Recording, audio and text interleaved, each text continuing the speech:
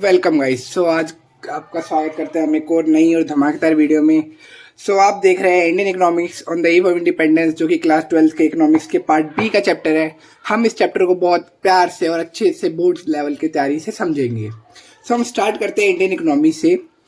इन 1608 में east India company सूरत में आई थी इंडिया में, जिसने 150 साल राज किया था हमारे देश पे।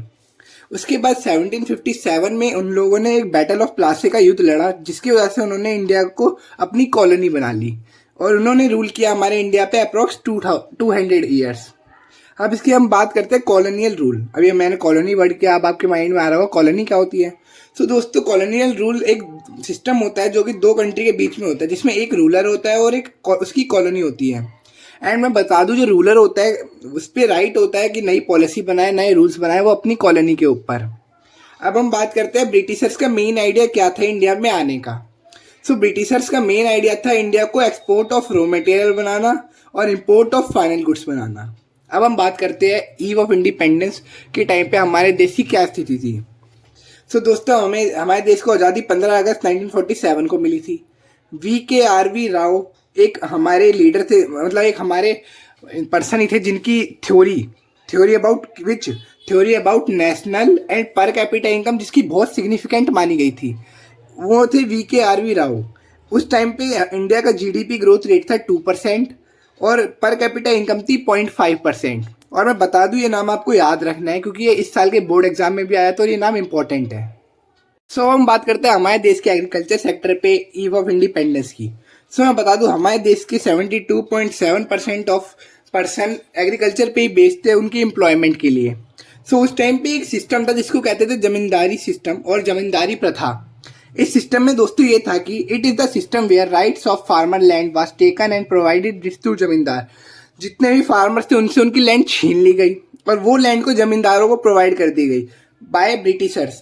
एंड दोस्तों, मैं बता दूं, जमींदार जो लोग थे वो लगान कलेक्ट करते थे फार्मर से उनकी लैंड पे उनको काम करने के लिए, और वो लगान वो लोग ब्रिटिशर्स को दे देते थे। एंड लगान दोस्तों मैंडेटरी रेंट था, नेसेसरी, मतलब देना ही देना होता था। अब बात करते हैं कमर्शलाइजेशन की। दोस्तों, कमर्शलाइजेशन मतलब होता है change the agriculture from food crop to cash crop. मतलब कि उस टाइम पे राइस, व्हीट, इन जैसे चीज़ों को हटा के कैश क्रॉप में चेंज करना। कैश क्रॉप में उनको कहते हैं कॉटन, जूट, इंडिगो, इस टाइप, क्योंकि उससे ज़्यादा पैसे आते थे और वो रॉ मटेरियल का काम करती थी ब्रिटिशर्स के लिए। अब हम बात करते हैं main reason for stagnation in agriculture. हमारे देश के एग्रीकल्चर क्यों खराब हुआ, क्या मेन रीज़न थे। दोस्तों, एक था जमींदारी सिस्टम जिसको लैंड सेटलमेंट सिस्टम भी कहते हैं और जमींदारी प्रथा भी कहते हैं। एक था commercialisation, food crop to cash crop.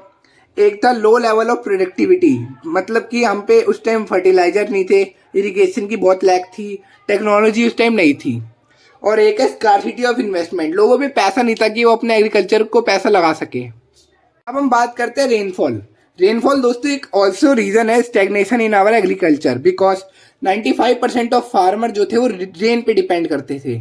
और उस टाइम पे जो इंडिया एग्रीकल्चर था उसके रेन अनसर्टेनिटी थी, मतलब रेन हुई तो उनको फ़ायदा, नहीं हुई तो कुछ भी नहीं। दोस्तों, अब हम बात करते हैं, और मैं बता दूँ अभी भी यही है, ज़्यादातर लोग हमारे रेन पे ही डिपेंड करते हैं, हमारे देश के फार्मर्स। अब हम बात करते हैं industrial sector on the eve of independence of our country. Before the colonial rule, India is very famous for their micro industry like handicraft and cotton textile। मतलब कि कॉलोनियल रूल, मतलब जब ब्रिटिशर्स ने हम पे राज नहीं किया था उससे पहले हमारा जो देश था वो माइक्रो इंडस्ट्री के में बहुत फेमस था। उस टाइम पे हमारे देश की हैंडीक्राफ्ट, कॉटन टेक्सटाइल बहुत फेमस थी। ब्रिटिशर्स के आने के बाद उन्होंने एक पॉलिसी लागू की जिसका नाम था डिस्क्रिमिनेटरी टैरिफ पॉलिसी। ये बहुत इंपॉर्टेंट है, आपको याद करना होगा, समझना होगा। उस टाइम पे Britishers goods are tax free, means free entry and unrestricted entry of Britishers good. British से जो भी सामान इंडिया आया है उसमें कोई टैक्स नहीं लगा, फ्री एंट्री है। और हमारे देश से जो भी हैंडीक्राफ्ट चीज़ें माइक्रो इंडस्ट्री की बाहर गई दूसरे देश में, उस पर हाई टैक्स था, जो कि बाहर के देश में हमारे देश का आइटम हैंडीक्राफ्ट चीज़ों की प्राइस बढ़ाता है। इंटरनेशनल मार्केट प्राइस बढ़ती है और डिमांड घटती है, जिसकी वजह से हमारे देश की हैंडीक्राफ्ट इंडस्ट्री खराब हो रही होती है। अब हम बात करते हैं क्यों। क्योंकि दोस्तों Britisher doesn't want to grow handicraft sector of India, so they start railway. अब रेलवे एक बहुत इंपॉर्टेंट टॉपिक है दोस्तों, आपको इसको समझना पड़ेगा अच्छे से। सो दोस्तों रेलवे रेलवे 1850 में स्टार्ट हुआ गया। और रेलवे दोस्तों क्यों स्टार्ट हुआ? ताकि ब्रिटिशर्स के जो गुड़ के ट्रांसपोर्टेशन कॉस्ट थी वो कम हो सके। अब हम बात करते हैं आज के टाइम पे रेलवे का क्या रोल है। तो दोस्तों मैं बता दूं, आज के टाइम पे railway is the biggest source of India income in today's time. समझिए दोस्तों, रेलवे जो ब्रिटिशर्स के द्वारा बना गया आज के टाइम पे इंडिया में भी बहुत बड़ा सोर्स है। अब हम बात करते हैं adverse effect of decline handicraft sector. मतलब हमारे देश का जो हैंडीक्राफ्ट सेक्टर था उसको मना किया गया, उसको उसमें कमी आती रही। उसके क्या इफेक्ट पड़े? हाई लेवल ऑफ अनएम्प्लॉयमेंट, हमारे देश का अनएम्प्लॉयमेंट बहुत बढ़ता गया।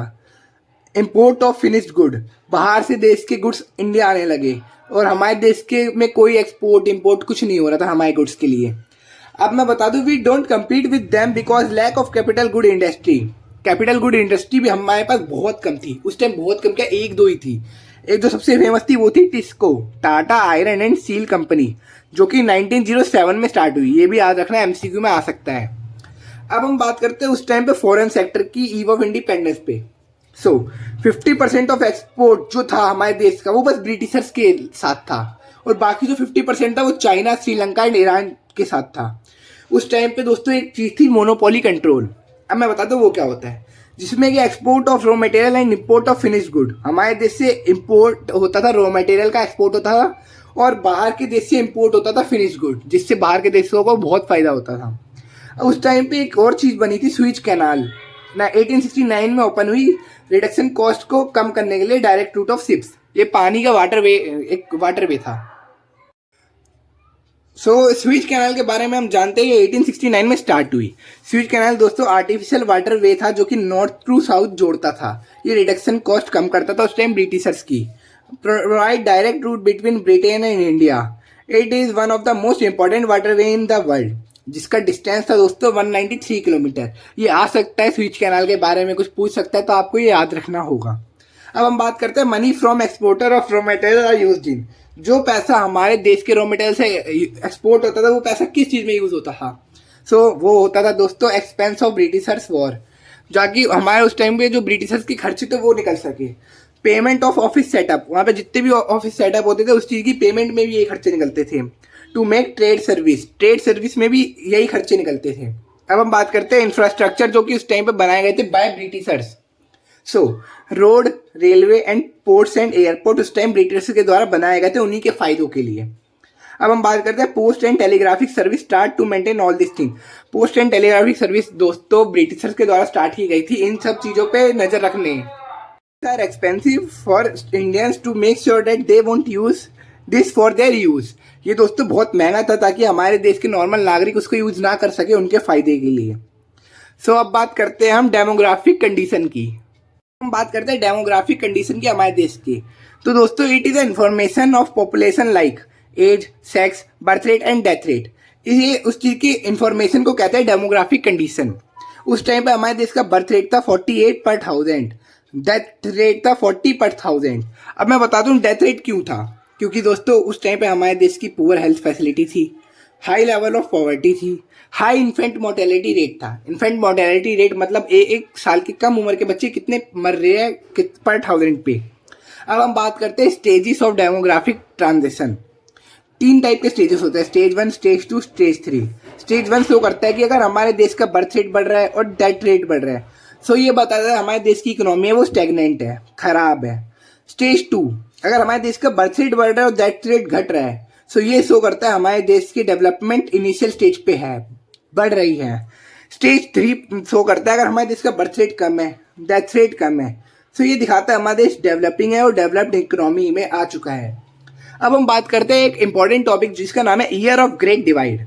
तो दोस्तों 1921 को ईयर ऑफ ग्रेट डिवाइड क्यों कहते हैं? क्योंकि 1921 से पहले हमारे देश स्टेज 1 पे था और 1921 के बाद हमारे स्टेज 2 पे, मतलब डेवलपमेंट होना चालू हो गई थी, इसलिए 1921 को ईयर ऑफ ग्रेट डिवाइड कहते हैं। ये आपको याद रखना है, बोर्ड में आ सकता है। कहते हैं लाइफ एक्सपेक्टेंसी रेट।